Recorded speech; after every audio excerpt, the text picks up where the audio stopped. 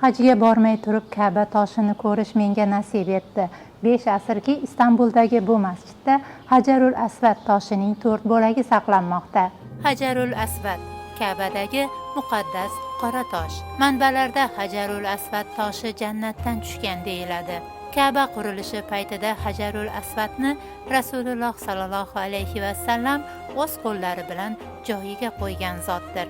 Shuningdek, manbalarda Hajarul Asvad avvaliga yaxlit bo'lgani, zamonlar davomida bo'laklarga bo'lingani keltirilgan.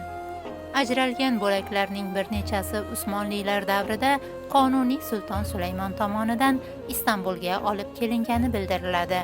Me'mor Sinan Hajarul Asvadning yorqin bo'laklaridan 4tasini 1571-yili Qadirg'a mahallasidagi Sadrazam Soqulli Mehmet Pashaning rafiqasi tomonidan uning nomiga qurilgan masjidga joylashtirgan.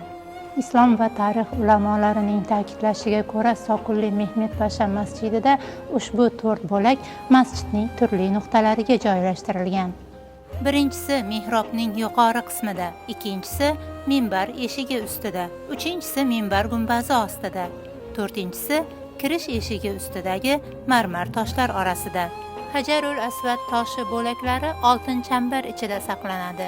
Ziyoratchilar faqat ko'rishlari mumkin, teginib bo'lmaydi. Minbardagi bir bo'lak oyna bilan to'sib qo'yilgan, boshqalari esa baland devorga o'rnatilgan. Shunga qaramay, Istanbulda Hajarul Asvadning bo'laklari borligini bilganlar albatta ziyoratga kelishadi.